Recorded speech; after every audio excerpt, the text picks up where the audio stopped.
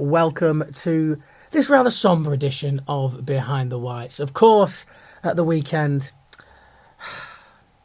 we didn't hammer Wigan as I was very much hoping. In fact, we got hammered ourselves. It was only 2-0, but let's be honest with you, it could have been 6. We're going to get stuck into that and a whole lot more here on Behind the Whites. We will try and cheer up a little bit. It is Christmas, almost, after all.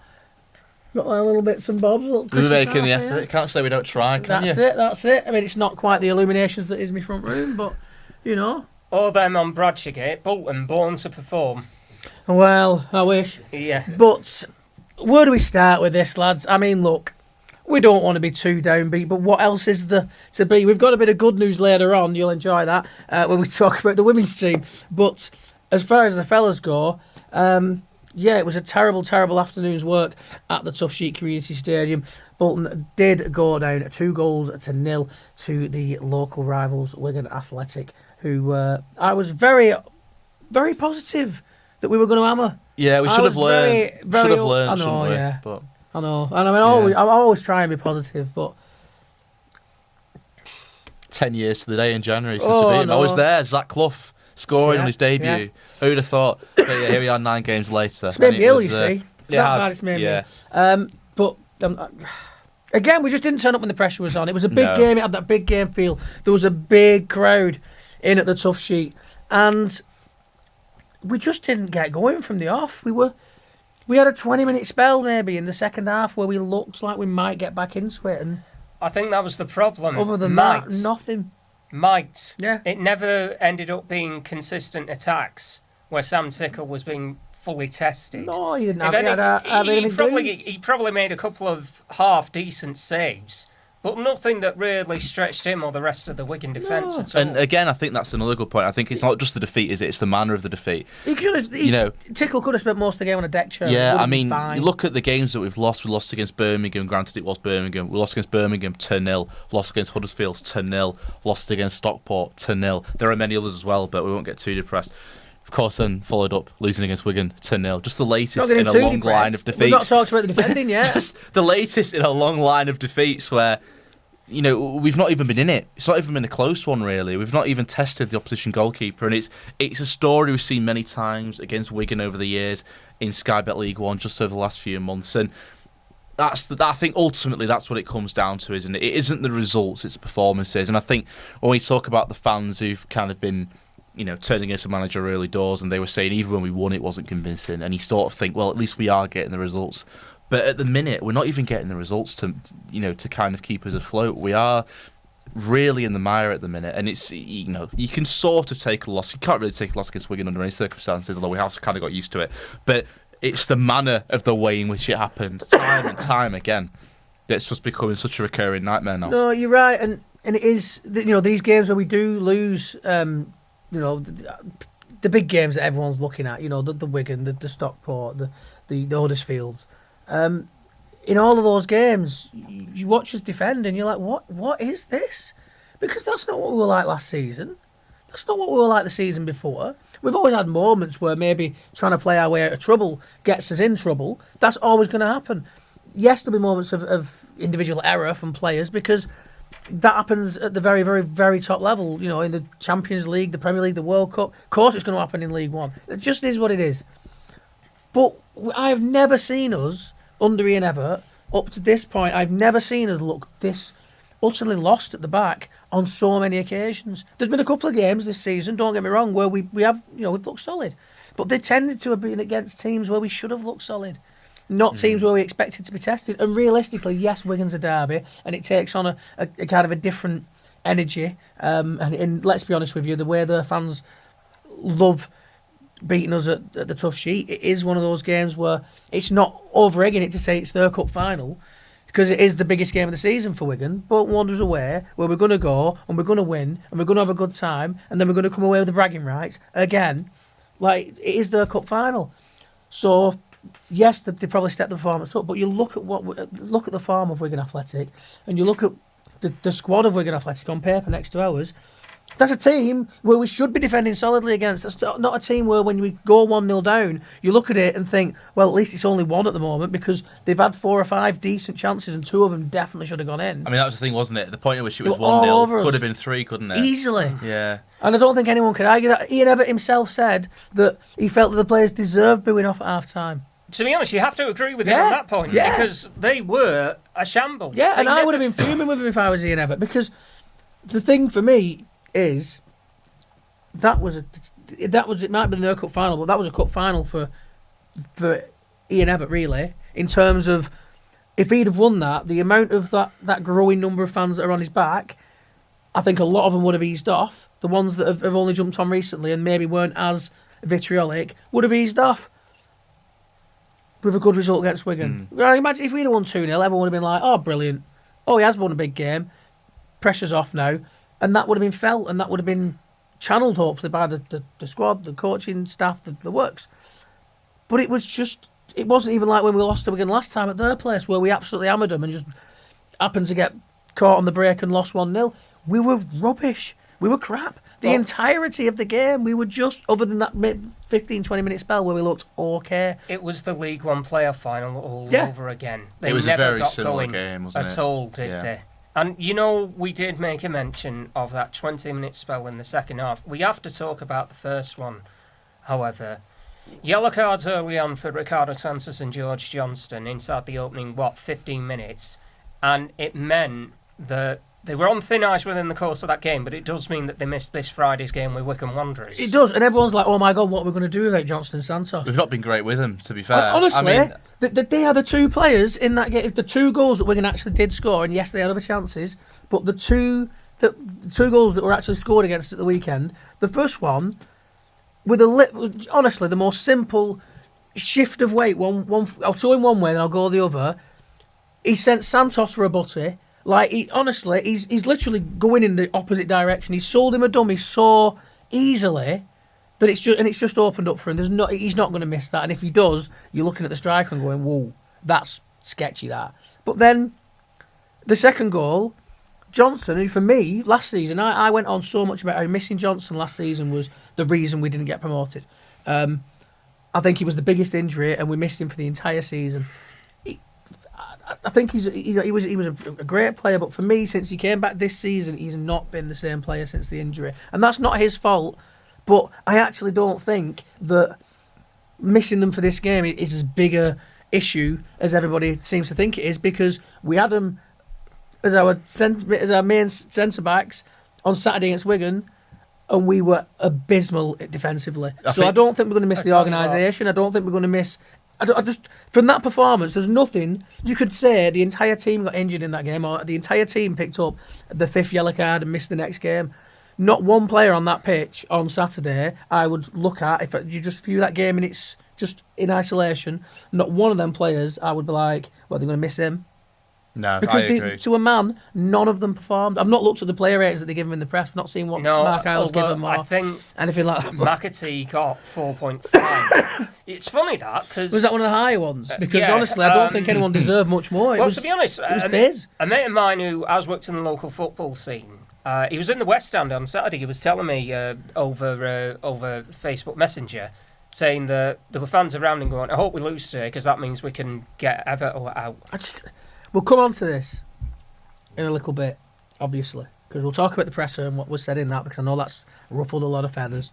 I can see a little bit of both sides of that, which is unsurprising, being me who's always quite cautious and likes to sit on the fence. But well, we've got to, haven't we, to an extent? Well, of course, we're trying to be journalistic about it, so we've got to try and be fair in our assessment. And yes, I can sit here and say 100% it is fair to say that on Saturday we were rubbish, and it's not a one-off in big games, because everybody can see it. The evidence is there. But I think there's elements of what was said in the press conference that were fair. I think there's elements of it that I think were unadvisable. I can see why some of the fans are annoyed, but I think there's other things in there that maybe, because of what they picked up on, have kind of gone underneath the radar, which I think were more what the fans would have liked to have heard. But staying on the game for now, and again, I don't know where you go from that, because Look, watching that game, it looks so obvious how you play against Bolton Wanderers. Yeah, I think that's become the issue, hasn't it, over the last few years? It's the whole Plan A, Plan B thing. It's something we've seen brewing for a long time. It's the rigidity, I think. I don't even think some of it is tactical. I think it's the players that we have got are not good enough to do what they need to do now in terms of in the defensive line when we're trying to play it out. When we were trying to play it out at first, when we were in League Two and we came into League One, the players had a lot more time and space to do that. Teams tended to sit back off us a bit. But last season, certainly the playoffs, in that final, and this season you've seen it more, and every time Wigan have played us at the tough sheet, it's a ferocious press. It's an absolutely ferocious press. And unfortunately, even though I think in his physical qualities and his technical ability, he's an absolutely immaculate centre-back. And at times he's shown it. Ricardo Santos does not like being closed down and harried when he's got the ball. He's likely to make mistakes under pressure, and we see that. And it's not just him; it's the entire back line. And maybe it's because they're League One defenders. What do you expect? If you want a footballing defender in League One and you pressure them, there's a chance of errors. But then, why are we still trying to do that if it's not working? If we're clearly seeing time and time again that we're getting caught in possession in the back line, then yes, play nice football, but play it from the midfield. Just sack off this whole let's play it short to the centre back. Let's just get it out wide to the wing back and play it into the centre of midfield and go from there. Who was it who said on commentary, and this is nearly 4 years ago, I think it was Steve Eyre who said, you know what, Santos, he seems all right, but if you try and put him under pressure, he's a bit vulnerable. He said that 4 years ago. But at that point, he wasn't being put under that kind of pressure. Well, admittedly, no, not on a consistent basis. And I think that part of it is that football is going through an evolution. We're seeing it with Man City, and I think that it is part of the fact that the possession football play out from the back in that Pep Guardiola style, which we know Ian Everett's admired, without a shadow of it. He said it many, many times. He made it work amazingly at Barrow. He's made it work amazingly at Bolton for a time. I think that's just on its way out. I think that style of football is on its way out. That's why City have only got 1 win in 10. 11 now. Because people have realised that, if you put that ferocious pressure on centre-backs, as good as they might be with the ball... Or even test the wing-backs. Carl Walker, lest we forget, is 34 years old. They're going to make mistakes. You can't be brilliant forever. But on top of that, like I've said previously, making teams chase shadows and then pressing you. Remember when teams used to fall off in the last 10, 15 minutes against us because they'd been so relentlessly chasing us around that they were knackered? Well, now you can make 5 subs so it doesn't happen anymore. So you can take them 3 players that are pressing your 3 centre-backs off and put 3 new ones on who are then going to press your centre-backs again with fresh legs against your tired centre-backs. Mistakes are going to happen. So, and especially when, again, you're dealing with League One ball-playing centre-backs who aren't going to be Man City level. It is what it is. I think that the time has come for a complete overhaul of this playing it out from the back because I just don't see... I think it's been sussed out. Yeah, and I mean as well, when you look at the managers who've come available over the last few days, it's a point of discussion. I don't even necessarily, and maybe it is now, sorry to cut you off, maybe it is now because of the situation we're in and because of the feelings around the club and things like that. But I'm not necessarily saying we need to sack Everett off and get someone in who's not going to play that football. I think that there's a lot of elements to Ian Everett that are really, really, really good. I just wish he wasn't so tied to this philosophy when it wasn't working to just think, right, for a few games, lads, we're going to sack off playing out from the back and we're going to go straight to the midfield. See what happens. Because it ain't going to be any worse than what happened on Saturday. Well, it has to be four at the back, won't it, this weekend? I would have thought with Toll out, with Santos suspended, with Johnson suspended. I don't think we've got enough. I don't think we've got 3 makeshift centre backs available. Surely, what are you going to do? Surely going to go to a back 4. Well, that's probably back 4. Oh God. Well, potentially him and Forrester at centre back. He's too small to play as a 2-man. Admittedly, if you try and put him in the centre of defence, you do rob him of the pace that he does have to be able to. Yeah, but it helps him get back in it. And actually, his positional sense when he played at centre back has been better for me than his positioning at full back. And I think not full back, sorry, at wing back. I think that's because naturally he's a full back. He's a little bit more defensive, but he's very quick, so he can get the ball forward. But the problem is that even though I think his positional sense at centre-back was really good, he always seems to be in the right place positionally. He's like a foot too small to play at centre-back, and so any balls into the box, it's not his fault. He's not tall enough to get to him, and he's going to get exposed. We've seen how vulnerable we are from crosses and set pieces of late. Having a centre-back the size of Dacres Cogley, I'm afraid he's just a recipe for disaster. And you touched on managers a minute ago there, which is the point I wanted to bring up. Yes, sorry, when you look at this weekend just gone, it's been an absolute bloodbath for managers, hasn't it? You look at Russell Martin going, Gary O'Neill going, Des Buckingham going from Oxford.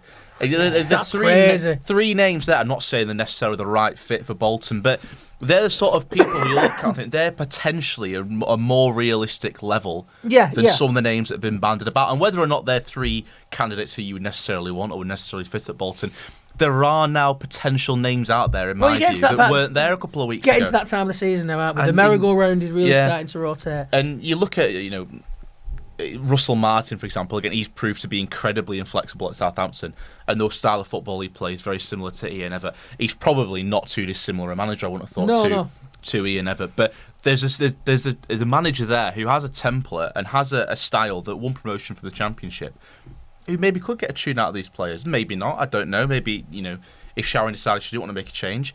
There is a name there now, though, that could very well be a very strong candidate for the job. Gary O'Neill as well finished his career here, proven to be an adept manager. Obviously, it starts to fall apart at Wolves, but he's got a bit of a Bolton connection. Proved to be a bit of a smooth operator at that level. Mark Robbins, of course, a name banded about. Des Buckingham, not a huge amount of experience, but he did an absolute number on us at Wembley, didn't he? So these are all options, names that are in the frame. And, a month ago, 6 weeks ago, when people were crying for Ian Evatt to lose his job, the most obvious rebuttal to that was, but who?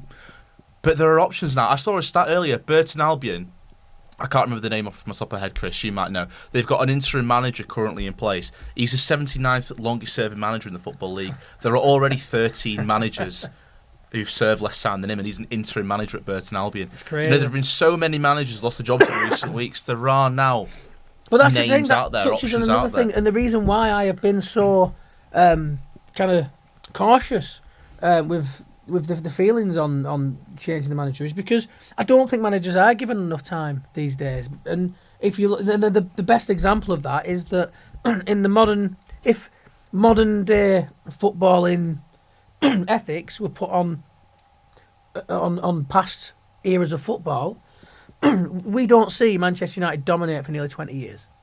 No. Because Alex Ferguson gets sacked before he wins that FA Cup and before he kickstarts the entire Class of 92 revolution. It doesn't happen. None of that happens. Yes, they've got the great players coming through, but who knows if that squad stays together, gets kept together, what manager they bring in after Alex Ferguson does with that squad. Does he trust youth or does he want experienced players?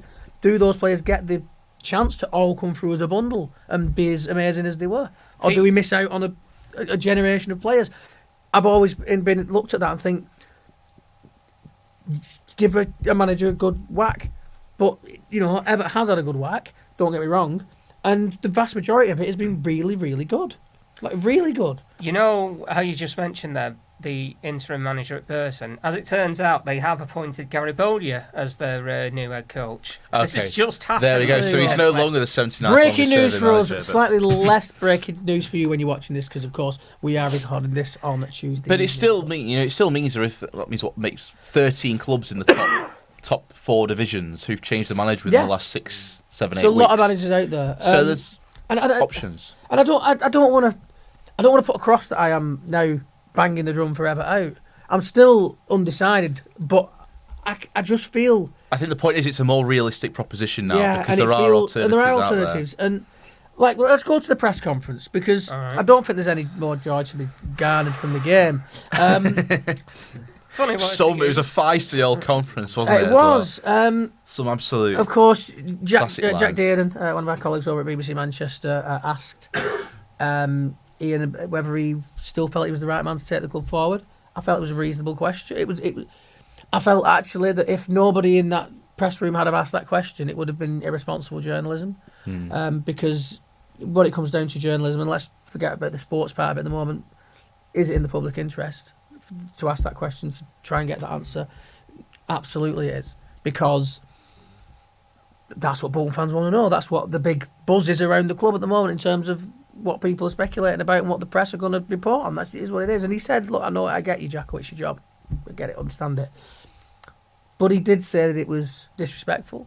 He was quite clearly... He said the fans specifically were disrespectful. for piling on. For piling on, yeah. And this is what we'll get to. But he doesn't... he clearly does still think he's the man to go forward. And to be honest with you, if someone came out and said, well, actually, I'm not so sure, he probably isn't the person I want leading my football club. I want someone who's got the confidence. I like the fact that he's a confident manager. Does it sometimes border on the side of arrogance? Yeah, it probably does. But again, I think you'll find that in a lot of successful people. And, some people might not be too pleased with me using successful people in the same sentence in the year never at this moment in time. But let's be honest with you, the man has been he played football to a Premier League level success. He's managed for 5-6 years. He's had nothing but success up until that Wembley final, pretty much.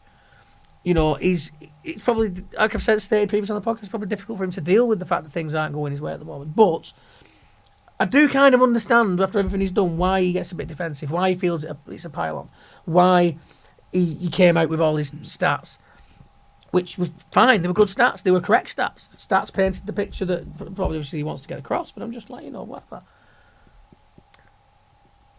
But that's not what people want to hear. When you've just got hammered by your local rivals looking like an embarrassment and a shambles at the back and you couldn't score, the fans don't want to hear the manager come out and start going on about how good he is.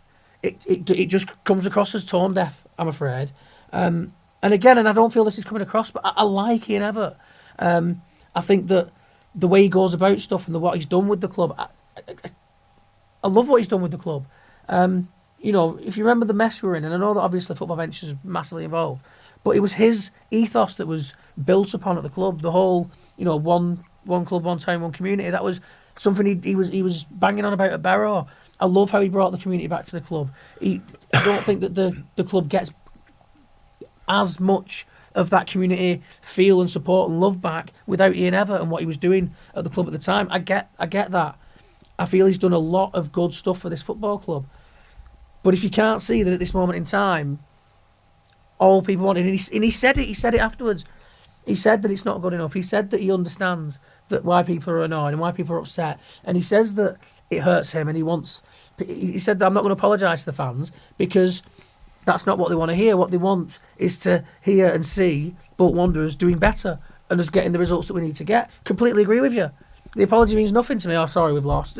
Whatever. Show me in the next game you're sorry by absolutely smashing it and continuing to do that. But don't preface that by coming out with, I've got a 50% win record. Well, yeah, but a chunk of that was in a lower division. And, 50% win record is really, really good. But if you start digging into that and looking who the wins and the losses have come against, what you will find fairly consistently is when it's a big game against a team that's or a team that's around our level, we struggle. Yeah, I mean, we often struggle, and that's happened probably the last couple of seasons. That's become very apparent. Yeah, that's what needs to change because you can have a 50% win record, season in, season out, and not get promoted because you've lost the key games, you've lost the big games, and they're in the percentage of games that you've not won.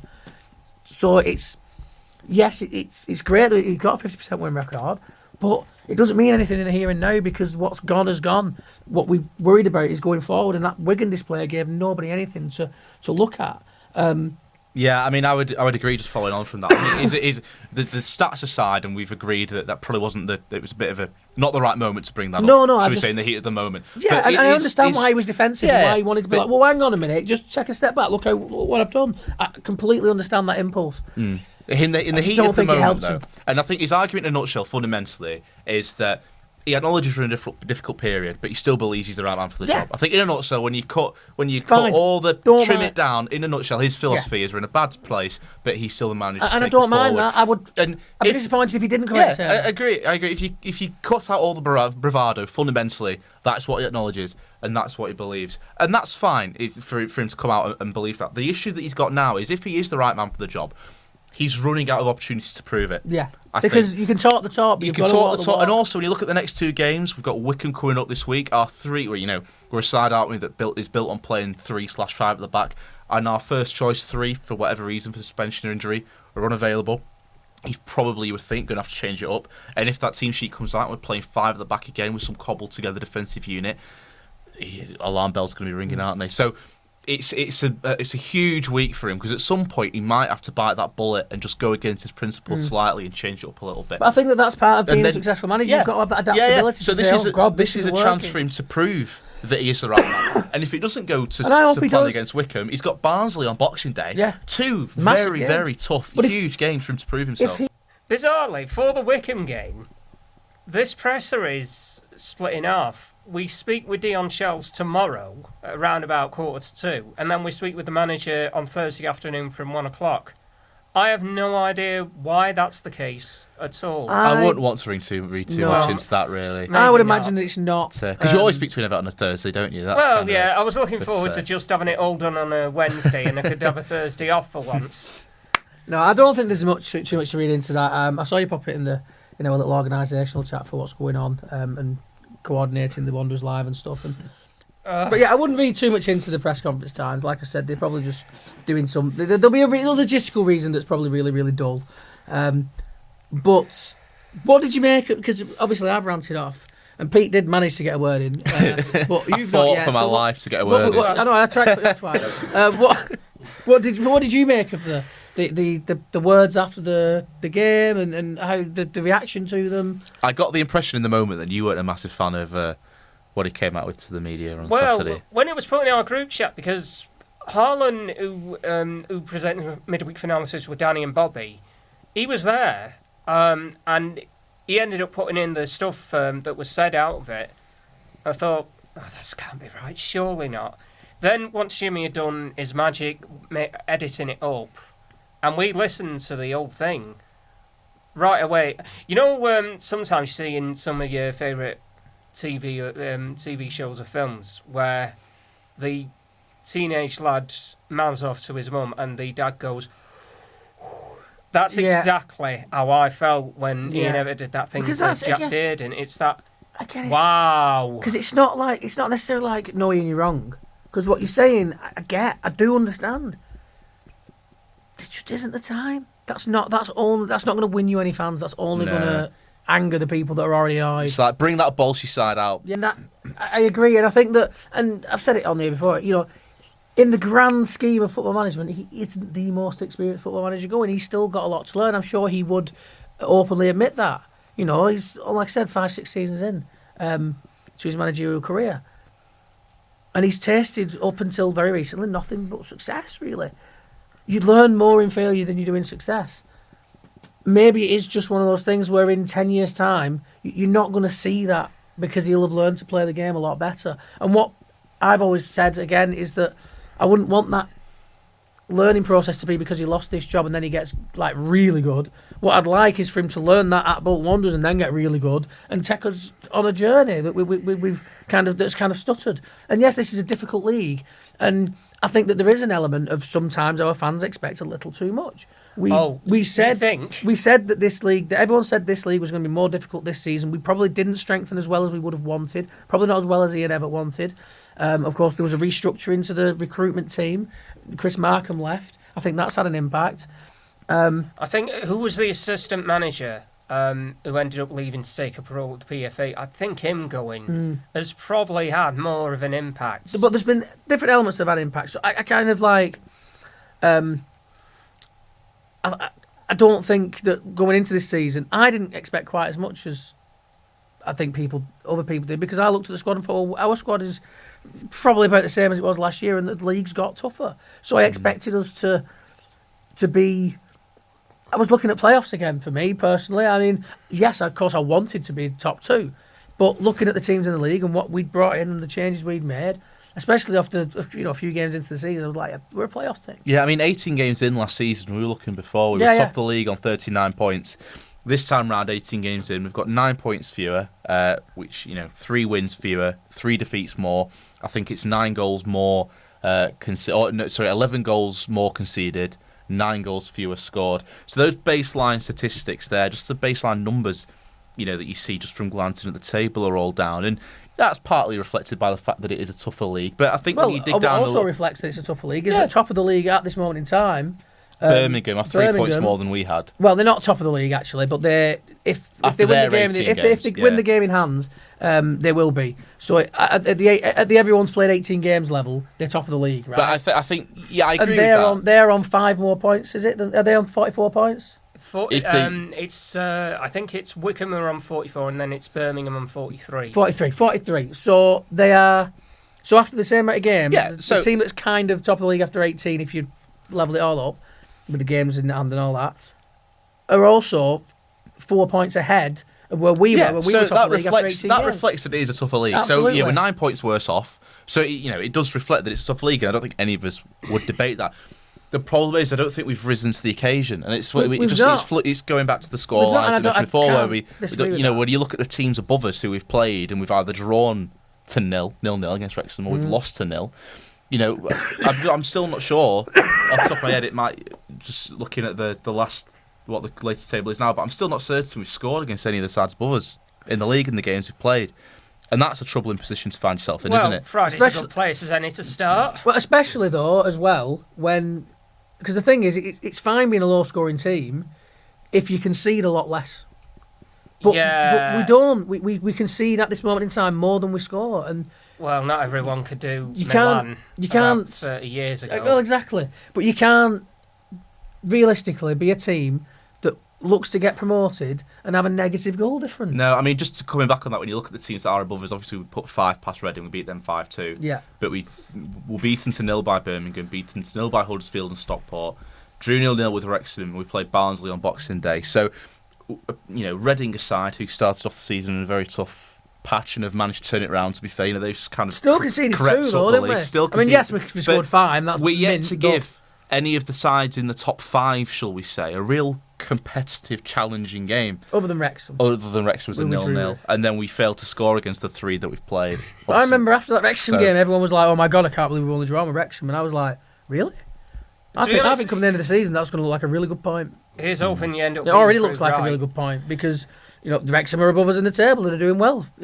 Well, you'd expect them to do well given the massive backing they have. Exactly, behind and them. it's the same with Birmingham. I don't think that it's all just a matter of Ian Ebbert's led us astray. I don't think it is. I think there's loads of different factors. I think other changes in the club, which mean he's not got quite as maybe not got quite as good support, or maybe that like in the recruitment team idea.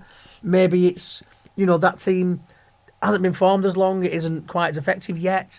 So he's not had that kind of level of support that he's had when it was the team that brought in the likes of Conor Bradley and James Trafford on loan. Potentially loans that spoiled us, because you're never going to replace a Conor Bradley with anyone anywhere near as good when you're in League One, because you don't get that lucky twice. Yeah, I mean, when you look at... Sorry, go on, Chris. Do you think if Bolton had been promoted to the Championship at the end of the 22-23 season, the idea might have been to bring those 2 back in? Because Possibly. they I mean, it's were all really- academic, isn't I mean, it? I know. Possibly. It just feels as though there were plans in motion that if Bolton were successful, I've got to be honest, I don't think they were ready to be a Championship team by that No, point. and I think that looking at the Championship this season and how the promoted, how some of the promoted teams have done, and looking at again the action we did in the window, and it would have been different. We'd have had a little bit more money for going up and And a higher profile. higher arguably. profile to bring players in, of course. And some of the players that we were looking at, like Paris Magoma, probably would have stayed had we gone up at the end of last season if we won that playoff final.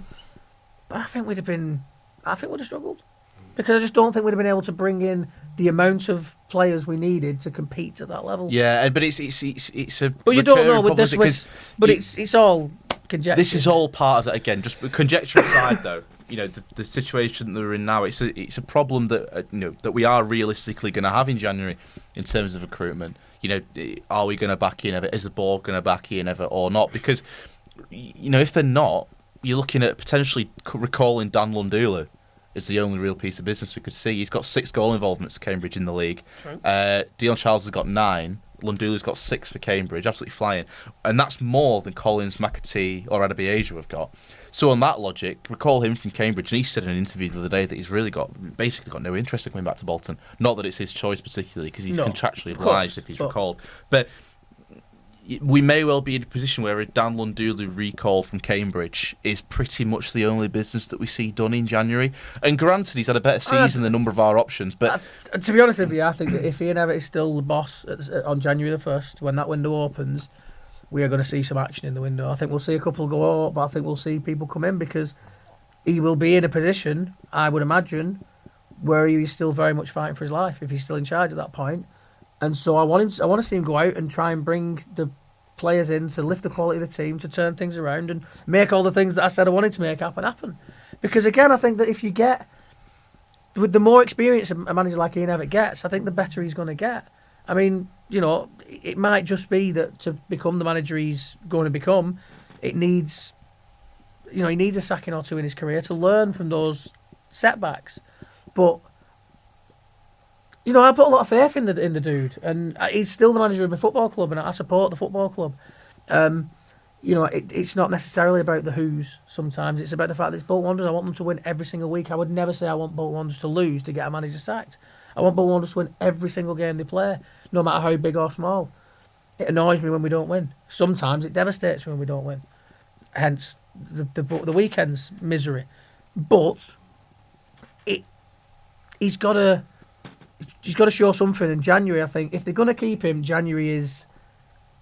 It feels like his last chance. Yeah, and it's I think all broken, for me, it. yeah, for me, if they give him the backing of right, go out and spend some money in January and let's get this turned around, then he's the manager until either the end of the season, or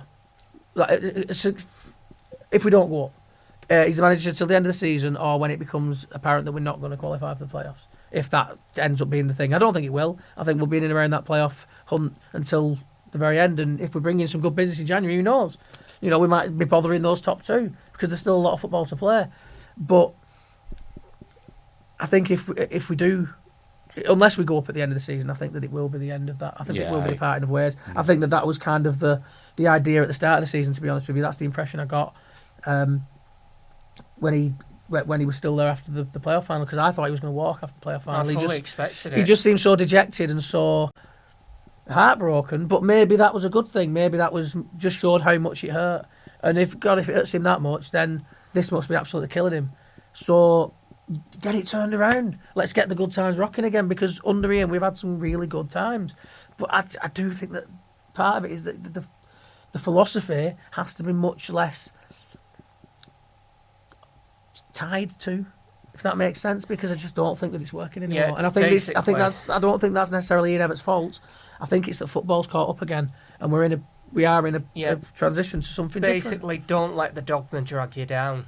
But you're right, don't let the dogma drag you down. It's only a way of playing football, and if anything has been shown in football, it's that flexibility is massive and adaptability is massive, and when things are going wrong, you've got to be able to shift. Do you think that's why Johan Cruyff, when he brought his 8-year reign at Barcelona to an end, we never saw him in management ever again, because he was only 48 years old at the time. Yeah, it's staggering to think that he never took up a proper job again, with the, I think, exception, you can call it that, of being the Catalan national team manager. Although, well, you can say what you will about that, I guess. But it just feels like one of those that you can be the one that sets the groundwork, but eventually you will get overshadowed by what comes next. And I kind of think that it may well be happening to Guardiola at the moment. Yeah, well, we saw it happen with Mourinho about 10 years ago at Chelsea. And things always adapt and things are built on, and sometimes something will go away and then it'll come back in a slightly different style, and that's what you've seen with Pep.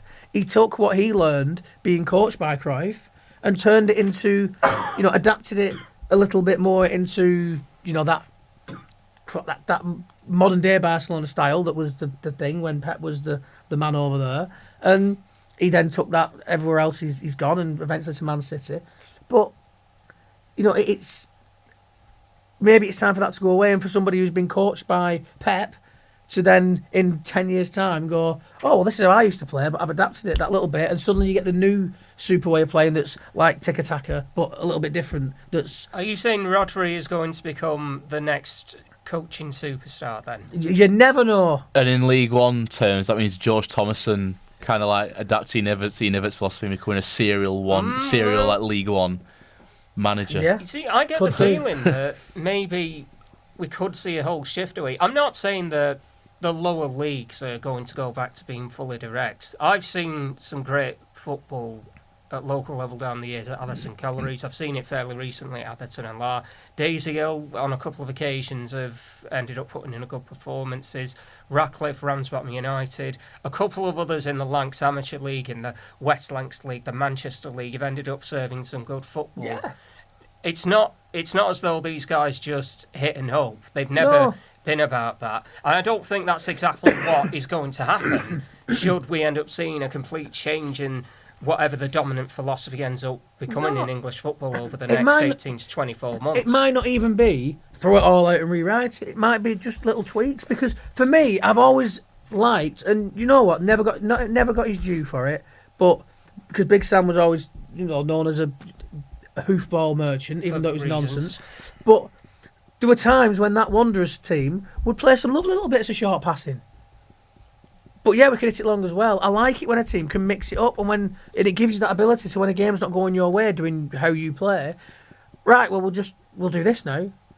Right, you go stand over there. We'll go narrower. Whatever the instruction is, but we'll do what we do, and we'll switch it up. And we don't seem to have that because we're so tied to a philosophy, and every player is brought in to serve under that philosophy. Well, that's where I think this Wigan game will be interesting because common sense would suggest we're going to have to change it up, go to a 4 yeah, at the back. well, maybe So yeah. that's why I think this is such a key game in so many ways. Because obviously, of course, as is the case every game at the minute, Ian Everett's reputation seems to be at stake. But also, I just think his philosophy as a whole potentially he's going to have to show a little bit of flexibility. I imagine this Friday that until now he's probably not. You'd have to say not really And again, proved himself to have. They've To be always been a honest. game team. They've always been combative. They've always had that physical element to them. He has said in the past, and he certainly did when Gareth Ainsworth was manager, that Wickham are a standard bearer for what League One has to offer. And I think it has come round again a little bit. Ainsworth might not be there, but one of his former players, Matt Bloomfield's now doing a sterling job down at Adams Can't argue. I mean, the one blessing, I suppose, as we look forward to the weekend is that they won't have one of the main men available to them because No. we own him. So Although Richard Coney 1 year ago was playing in the Essex Senior League for Newham Athletic. He was playing in the Essex Senior League. That's the same level as the North West Counties Football League. And he's already hit double figures, hasn't he? In the Well, league. in all competitions, In all he probably will end up getting into double figures just for league goals alone by the time we get to the end of 2024. I think that's pretty safe. it's like what to we say. wanted to happen when we signed Mo Fowl. yeah, that's a good point. All I'm thinking is, maybe it's a pipe dream. Imagine Bolton signing Lewis Rosethorne from Radcliffe. I mean, and yeah, he ends up those thriving. I mean, that'd be ace. But I think that those kind of signings are a little bit not one in a million, but you don't see them all that often, do No. you? And the thing is, we've recruited from leagues below. That's where George Thomason came from. And we see that George Thomason, there have definitely been some success stories there. But there's also been a lot of players that have come in from a team from the league below and look very much like a player from the league below, Yeah. unfortunately. That's Yeah. the gamble you take.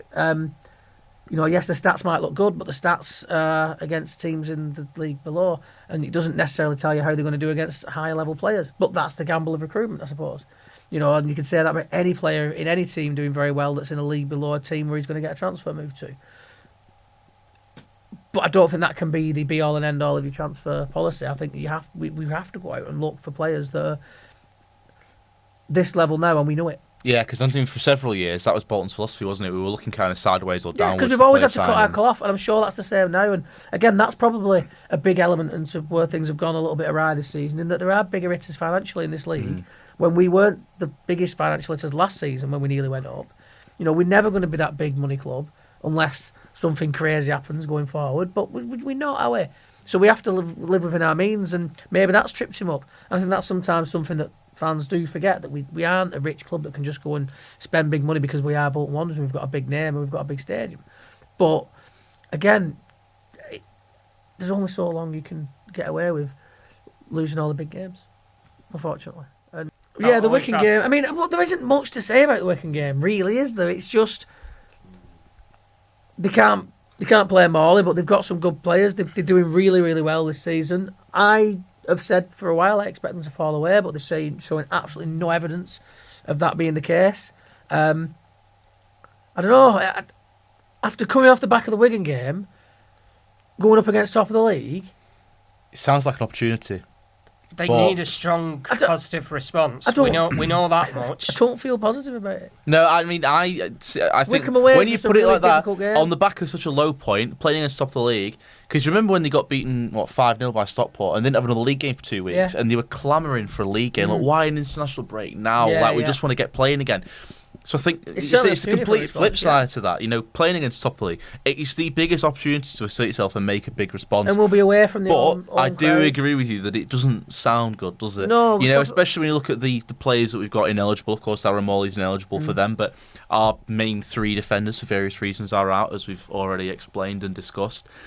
Yeah, it'll be interesting to see whatever it does. I think we'll have a very stating the obvious, but I think we'll know when we see the team sheet and we see kind of how his plan set up. I think that'll give us a bit of an idea, or maybe a bit of hope or expectation, or a bit of, you know, if we get the team sheet through and he's cobbled together some sort of back five, I think we're thinking, oh my god, it's going to be a long day. But if we do see something a little bit different isn't always better, but it could well We'll be. see, won't we? We'll see. I think if we see him go a bit bold on the team selection, I think we've got a chance. Because I think player for player, we know how strong our side is. But if we see him, trying to fit round pegs in square holes, putting players into a system where they don't really suit, but he's still trying to make the system work. If he uses the players he's got available to him on Friday and puts them all in a system where they're all playing roles they're comfortable with, I think we've got a chance, like I say, because we've got a strong squad. But if he doesn't deviate from that 5 at the back on a game where you look at it and think you maybe probably should, then I think we will be in a bit of trouble. So yeah, moving on into a little bit of better news. Bolton Wanderers women, of course, undefeated in the league, went up against the other undefeated team in that division, Accrington Stanley women. And though they did concede 2 goals, it's okay because they scored 5. So they got the 3 points and remained top of the pile, undefeated as we move into the new year. Goals in that game coming from Faye Knox, Ellie Bradshaw, Caitlin Clark, Katie Holt and Neshai Gordon. So very nicely shared about, 1 goal apiece, very much in the Christmas spirit there. Yeah, we're going up. I think that's one quite of our safe teams. thing One of our to say. teams is going up Yeah. this season. No, hold on, there it is. There we go. There it is. Wear it with pride. Wear it with pride. Yeah, or You see, that's never going on me. Looks like I've been airbrushed into it. I have to think twice. But no, again, it's we say it each week. It's just such a great project, and it's great that it's all going really, really well. And we hope that we're going to, in the new year, bring you loads more content with the Wanderers women's team. It was a great chat with Miles, and if you've not seen that, do check it out. It is in our episode history, which will be you can find somewhere around one of these bits of the screen, or it might come on at the end if Mark's done some nice little selecting the videos that show. Anyway, it's a great little project, and we're really, really behind it. And so, hopefully, you're enjoying these little updates. And we'll have to get something a little bit more in depth when we can. But yeah, another fantastic result. And as you say, it does very certainly look as though Wanderers are going to be marching onwards and upwards into a new division next season. it does. Exciting times. It'll be up to tier 5, won't it, in the women's games? So Yeah, Still- Premier Division of the Northwest Women's Regional League. still a little way to go, but attracting No, bigger crowds than you yeah. see in the women's championship. Yeah, So yeah. clearly got the support on the back in there to make it a fruitful project. Absolutely. And, a few years' time, who knows where we're going to be.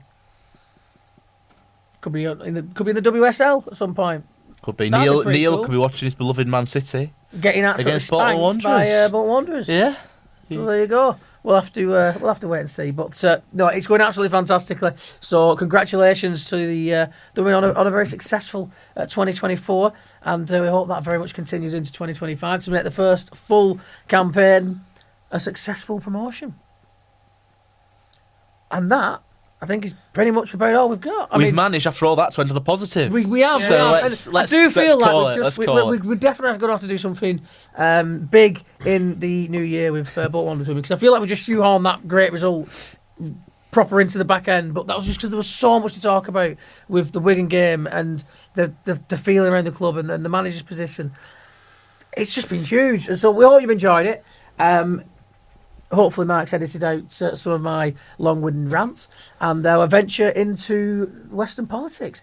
But and if he has, you'll have no idea what I am talking about. But anyway, we hope you've enjoyed it. Do like, share, and subscribe. We would love you to get involved in the comments as well. Tell us what you're thinking, or if there's something that you'd like us to address or talk about, or anything like that, or any just general suggestions you've got, other than sack that Jim off, because I'm not going anywhere. Anyway, he's like Everton. 50% win ratio, I'll tell you. So yeah, join us next time. Thank you very much, and stay behind the whites.